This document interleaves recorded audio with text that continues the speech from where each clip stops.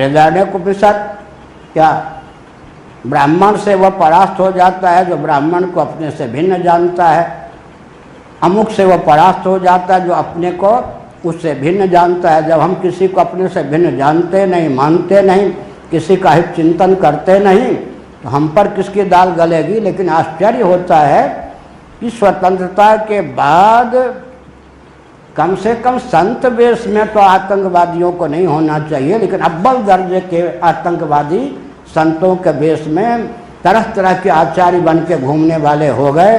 भगवान ही इन सब से देश का शोधन कर सकते हैं।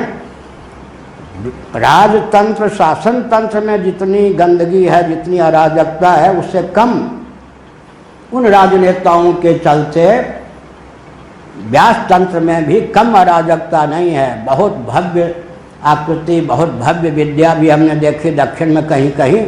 अंदर से हमने देखा ये तो घोर आतंकवादी व्यक्ति है। आतंकवादियों के हाथ में तरह तरह की आध्यात्मिक गद्दियाँ चली गई, तरह तरह का आध्यात्मिक पद चला गया। इसी का नाम क्या कारण है मालूम है?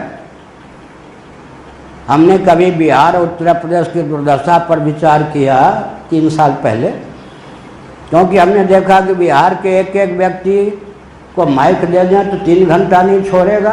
हाँ, ये हंसने लगे, देखो क्या पवन, 3-3 घंटे तक इतने, अरे दरभंगा आदि इतने इतने विद्वान।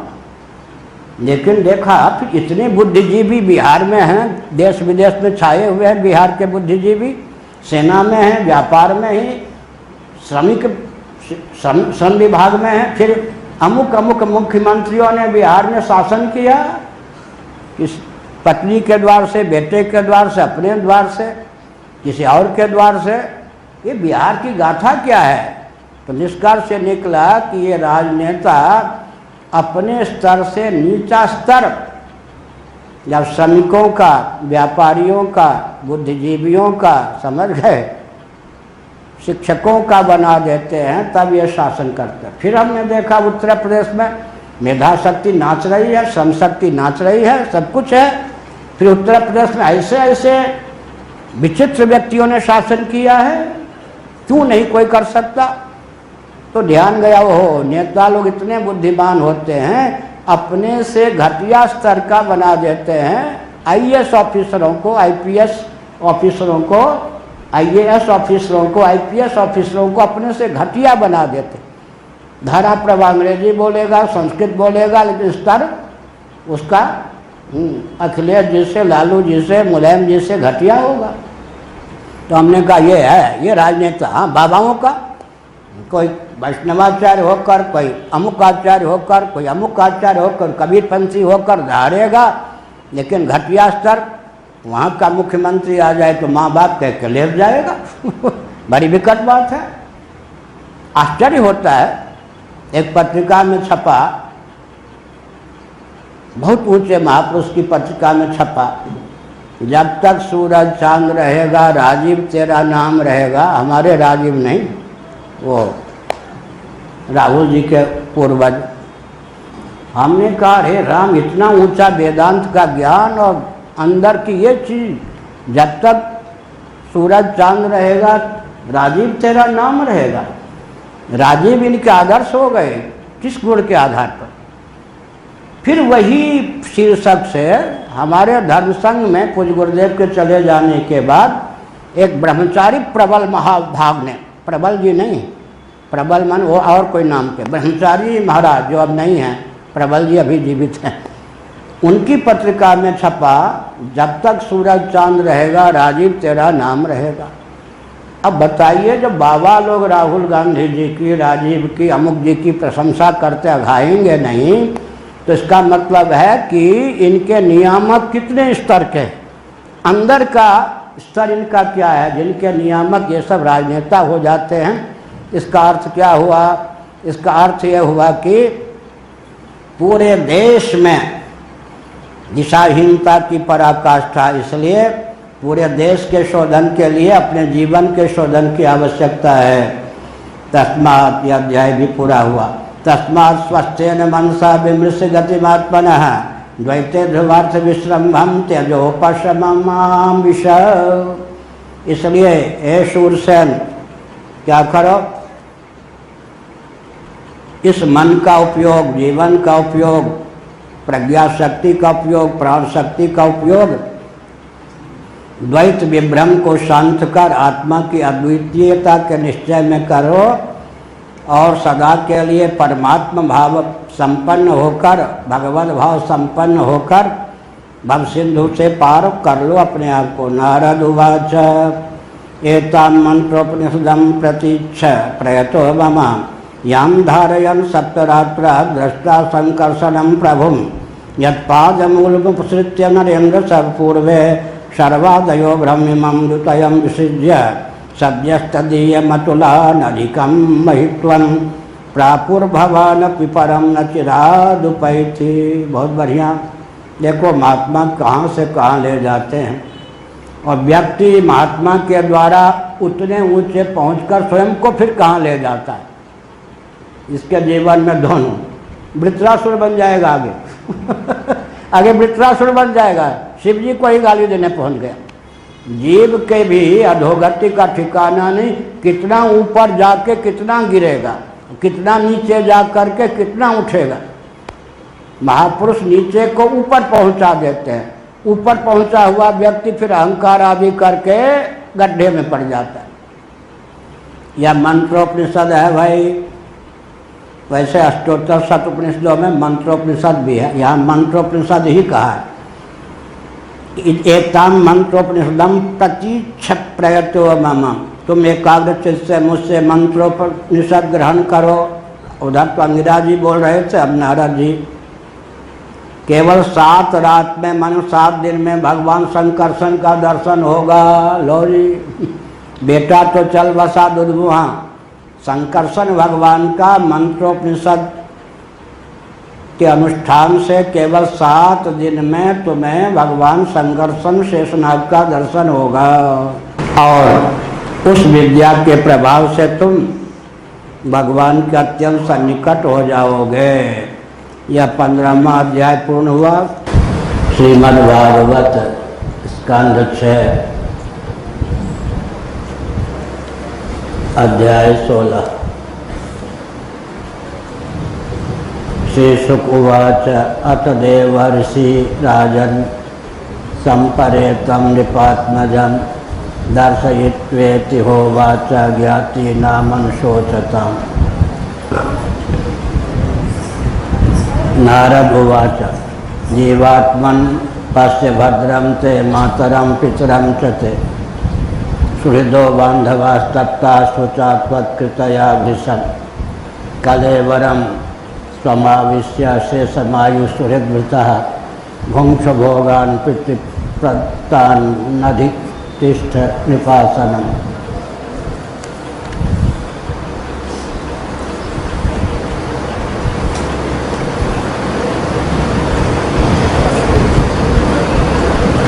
जैसे लोग विज्ञान के विद्यार्थी होते हैं, उनको पहले सिद्धांत या थ्योरी अध्यापक बताते हैं, बाद में प्रयोगशाला में तदनुरूप प्रयोग करके भी सिद्धांत को परिपुष्ट कर देते हैं। हाइड्रोजन ऑक्सीजन अमुक रेशियो या अनुपात में मिलने पर जल बनता है। पहले कक्षा में विज्ञान के अध्यापक इसे बताते हैं, फिर प्रयोगशाला में अमुक रेशियो या अनुपात में हाइड्रोजन ऑक्सीजन को मिलाकर जल भी बनाकर दिखा देते हैं। तब व्यक्ति का ज्ञान प्रयोगात्मक हो जाने के कारण सुदृढ़ होता है। ऐसे ही विद्युत धारा के प्रवाह से वे जल को मौलिक रूप हाइड्रोजन ऑक्सीजन के रूप में प्रदान कर देते हैं। तब अन्वय और व्यतिरेक से विद्यार्थी को बोध हो जाता है कि हाइड्रोजन ऑक्सीजन के अमुक अनुपात में मिलने पर जल बनता है और जल का विखंडन होने पर पुनः हाइड्रोजन ऑक्सीजन की प्राप्ति हो जाती है। इसी प्रकार जो समर्थ महापुरुष होते हैं वे आध्यात्मिक गाथा गाने में भी कुशल होते हैं और सिद्धि के बल पर उसे प्रायोगिक रूप देने में भी समर्थ होते हैं। उदाहरण के लिए भगवान श्री कृष्ण ने भगवद गीता के 10वें अध्याय के अनुसार अर्जुन को अपनी विभूतियों का वर्णन करके प्रबोधित किया, क्योंकि अर्जुन की भावना थी केषु केषु च भावेषु चिंत्योऽसि भगवन् मया। आप तत्वतः निर्गुण निराकार सच्चिदानंद घन है, वहाँ न अविद्यावृत्ति से नाम की गति है न रूप लीला धाम की गति है। आप स्वप्रकाश चिदानंद स्वरूप ही हैं, लेकिन मन को अनादिकाल से नाम रूप लीला धाम शब्द स्पर्श रूप रसगंध का आलंबन लेकर चिंतन और रमण का अभ्यास बन गया। तो भगवत तत्व भी जब नाम रूप लीला धाम के सहित विशिष्ट अभिव्यक्ति के सहित प्राप्त होता है, तब व्यक्ति अपना मन भगवान में रमा सकता है, अन्यथा नहीं। प्रभो यह जो सृष्टि है वेदांत प्रस्थान के अनुसार सच्चिदानंद स्वरूप आप सर्वेश्वर की अभिव्यक्ति है और आपका अभिव्यंजक संस्थान भी है। ऐसी स्थिति में निस्संदेह क्रिया वस्तु भाव और काल सार का आलंबन लेकर हम आप तक चित्त को पहुंचाने में समर्थ हो सकते हैं। तब भगवान ने बीज रूप में जो 7वें अध्याय में अपनी विभूति का वर्णन किया था, बीज रूप में 8वें और 9वें अध्याय में जो अपनी विभूति का वर्णन किया था, कुछ विस्तार रूप में 10वें अध्याय में विभूति का वर्णन किया। भगवान की उन विभूतियों का वर्णन हम लोग भी कर सकते हैं, लेकिन श्रोता अगर आगे पूछ दें कि जिन विभूतियों का आपने वर्णन किया है वे विभूतियाँ यदि आपकी हैं तो उन विभूतियों से मंडित अपने स्वरूप का मुझे दर्शन कराइए। यदि भगवान की हैं तो उन विभूतियों से युक्त भगवान का दर्शन कराइए, वहाँ हमारी गति नहीं है। क्या? लेकिन भगवान के सामने अर्जुन ने विनम्रता पूर्वक एक प्रश्न उपस्थापित किया, अगर आप मुझे योग्य समझते हैं या आप उचित समझते हैं तो जिन विभूतियों का आपने वर्णन किया है उन समग्र विभूतियों से विशिष्ट अपने स्वरूप का मुझे दर्शन करावें। भगवान समर्थ थे। यच्चान्य द्रष्टुमिच्छसि, मैंने तो जिन विभूतियों का वर्णन किया है उन विभूतियों से मंडित सर्वाश्चर्यमय अपने विश्व रूप का दर्शन अपने इस श्री कृष्ण विग्रह में ही कराऊंगा। लेकिन तुम्हारे मन में और भी कोई जिज्ञासा हो तो उस जिज्ञासा की पूर्ति भी विश्वरूप दर्शन के प्रभाव से हो सकती है। तब भगवान ने कहा, यही कत्सम जगत कृष्णम, संपूर्ण जगत क्रियासार वस्तुसार भावसार कालसार से मंडित समग्र विभूतियों से युक्त संपूर्ण जगत का दर्शन तुम कर लो। लेकिन अर्जुन, तुम बालक सखा हो, मैं पालक सखा हूँ। तुम चर्म चक्षु या स्वचक्षु के बल पर मेरे कमनीय वर्णीय सर्वाश्चर्यमय विराट स्वरूप का दर्शन नहीं कर सकते, परंतु तुम्हारे मचल को पूर्ण करने की भावना से दिव्यम ददामि ते चक्षु पश्चिमे योगमैश्वरम, मैं दिव्य चक्षु प्रदान किए देता हूँ जिसके प्रभाव से मेरे योगैश्वर्य का तुम दर्शन करो। योग माया की चमत्कृति तुम्हारे सामने प्रकट है। इसी प्रकार से समर्थ गुरु मिल जाते हैं तो दिव्य चक्षु प्रदान करके वे अध्यात्म की लोरी जो केवल पहले वाणी के द्वारा गा चुके होते हैं उसे प्रायोगिक रूप भी दे देते हैं। देवर्षि नारद के सम्मुख अंगिरा ऋषि ने शूरसेन चित्रकेतु के शोक का अपनोदन करने की भावना से जो आध्यात्मिक लोरियां गाई थी उनका सारांश यही था कि तुम्हें पुत्र का वियोग प्राप्त है, लेकिन एक जीव का दूसरे जीव से प्रारब्ध पतित शरीर के माध्यम से संयोग होता है। कोई पुत्र बनता है, कोई पिता बनता है, कोई पत्नी बनता है जीव, कोई पति जीव बन जाता है और शरीर का वियोग हो जाने पर वो संबंध भी शांत हो जाता है। इस दृष्टि से कौन किसका अपना कौन किसका पराया, अपने पराये की पहचान तो शरीर को लेकर है। जीव पूरी अष्टक कला से युक्त भी हो लेकिन शरीर युक्त ना हो तो कौन किसका सगा संबंधी, कौन अपना कौन पराया, कुछ भी तो सिद्ध नहीं होता। तो देवर्षि नारद ने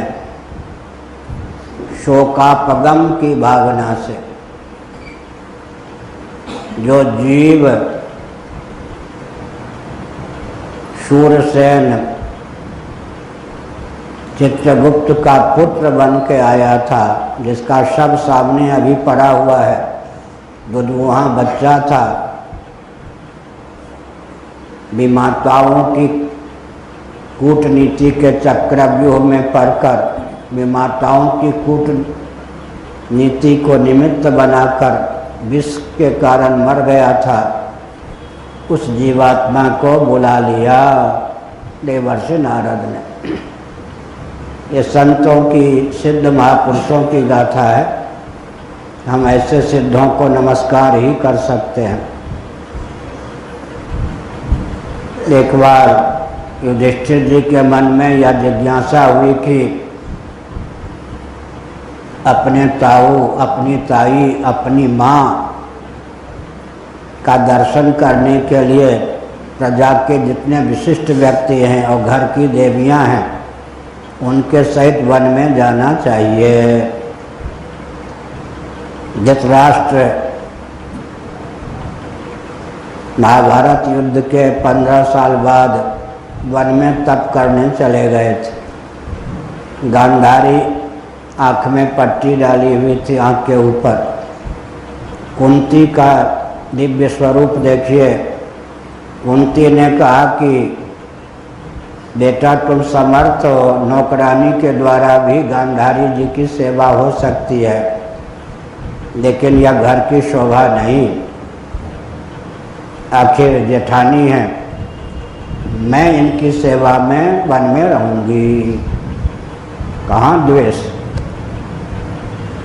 तो युधिष्ठिर जी ने कहा कि आपने तो बचपन से लेकर अब तक कष्ट ही कष्ट पाया है, अब तो राज्यश्री की प्राप्ति हुई, कुल 15 वर्ष तो राज्य को प्राप्त हुए हैं। राज्योचित सामग्री का उपभोग करती हुई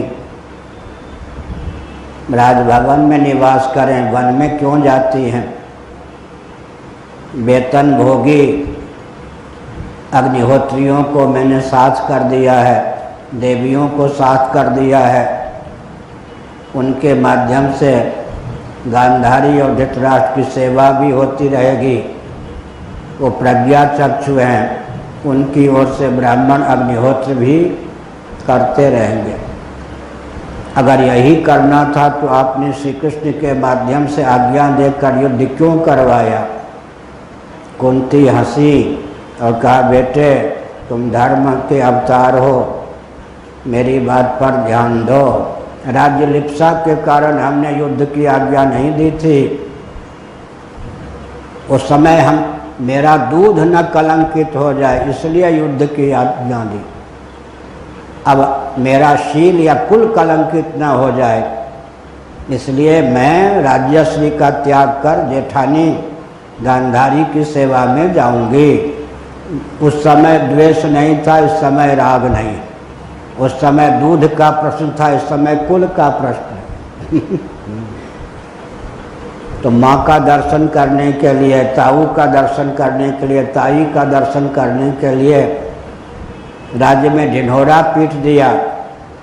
जैसे भरत जी राम जी का दर्शन करने के लिए गए, वैसे ही घर की देवियों को लेकर, उसमें दुर्योधन आदि की विधवा बहुएं भी थी, उन सब को लेकर, द्रौपदी आदि को लेकर, सुभद्रा को लेकर, राज्य के प्रमुख व्यक्तियों को लेकर उस वन में पहुँचे युधिष्ठिर, जो गंगा के तट पर था और जिसमें तीनों तप कर रहे थे। भगवान वेदव्यास जी प्रकट हो गए। उन्होंने गांधारी से कहा, बेटी बहुरानी, तुम्हारा मन वन में भगवान के भजन में लगता है क्या? फूट फूट के रोने लग गए। जिसके 100 बेटे मार दिए गए हों, जिसकी सब बहुएं पत्नियां विधवा हो गई हों, जिसके पुत्र भी नहीं पौत्र भी मार दिए गए हों, उन पौत्रों की पत्नियां भी विधवा होकर कुर्री के समान विलाप करती हों, एक पानी देने वाला भी शेष न रह गया हो, उसका मन भजन में कैसे लग सकता है? पिताजी धृतराष्ट्र से पूछा। उन्होंने कहा, प्रयास तो करता हूँ लेकिन फूट फूट कर रोता रहता हूँ। इधर सुभद्रा से पूछा, तुम तो राजभवन में रहती हो, मन तो लगता है भजन में बेटी। जिस बेटे का विवाह केवल 7 महीने पहले हुआ था, 13वें दिन के युद्ध में जो वीर गति को प्राप्त हुआ, अपनी पुत्र वधू को विधवा देखकर, स्वयं को निपुटी देखकर कैसे भगवान के भजन में मन लग सकता है? द्रौपदी को पूछा। द्रौपदी ने कहा, पहले जो पीड़ा हुई वो तो हुई ही, मेरे पेट से उत्पन्न 5 पुत्र युद्ध में विजयी होकर भी जब वे सो रहे थे तब लात मारकर अश्वत्थामा ने जगाकर उनको मार दिया। मेरे भाई भी मारे गए, पिता भी मारे गए, मन लगे भजन में तो कैसे लगे? सब के सब शोक संतप्त। तब वेदव्यास जी ने कहा, अच्छा, सबके शोक के निवारण का मैं एक अद्भुत उपाय करता हूँ, तुम सावधान रहो। सायंकाल गंगा जी में डुबकी लगाई वेदव्यास जी ने और कहा, ये सब जो अच्छा दुर्योधन आदि की पत्नियां रोने लगी, असमय में वैधव्य प्राप्त मेरे बेटे भी मारे गए, मेरी पुत्र वधुएं भी विलाप करती हैं, वैधव्य के अभिशाप से संतप्त हैं, भजन में मन लगे तो कैसे लगे? अंत में क्या हुआ? तब भगवान वेदव्यास जी ने क्या किया?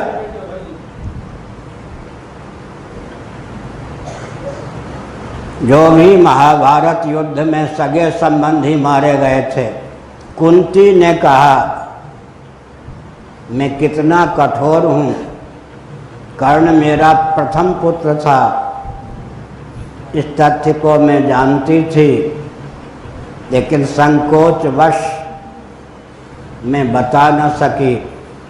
कर्ण को लेकर भी मुझे अद्भुत कष्ट है, आखिर बेटा था।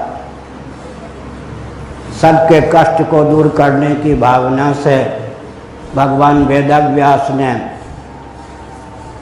युद्ध में वीर गति को प्राप्त होकर जो स्वर्ग में आनंद का भोग कर रहे थे, दुर्योधन आदि,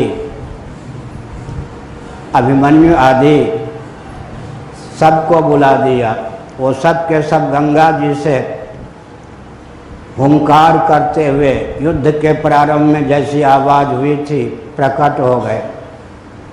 भगवान वेदव्यास ने धृतराष्ट्र से कहा, रात्रि भर के लिए मैं तुम्हें दिव्य दृष्टि और बाह्य चक्षु से भी संपन्न कर देता हूँ।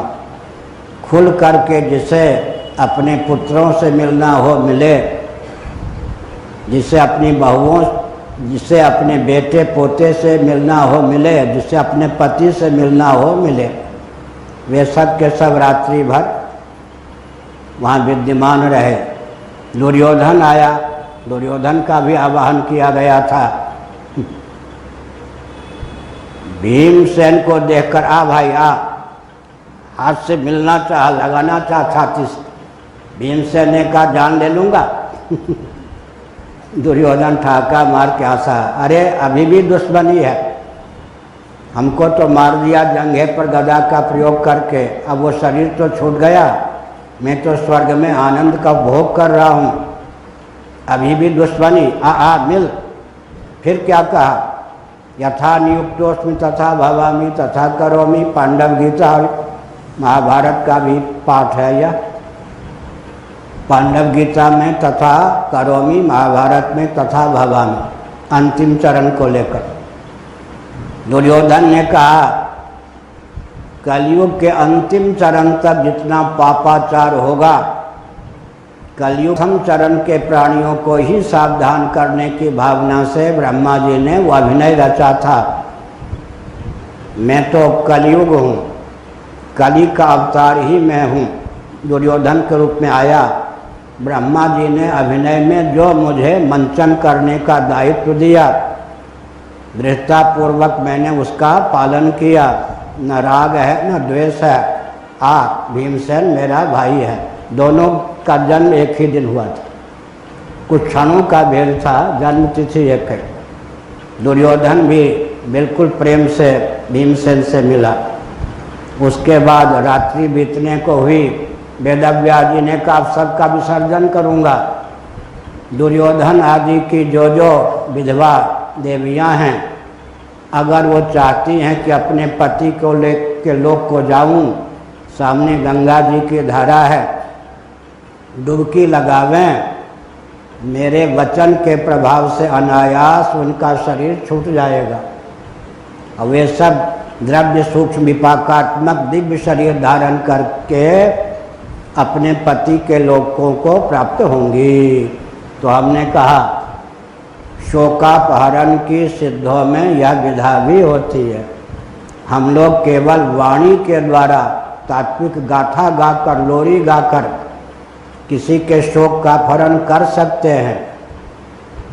हम उन सिद्धों में नहीं हैं, तत्वज्ञ हो सकते हैं और हैं, उसमें कोई दो राय नहीं। वो ब्रह्मा जी भी आकर मुस्कुराएंगे तो हम भी मुस्कुरा देंगे, वहाँ कोई कोर कसर नहीं है भगवान सूर्य की कृपा से। लेकिन वो सिद्धि नहीं है, किसी के बेटे का वियोग हो गया हो तो उस जीवात्मा को बुलाकर उसका संवाद करवा दें।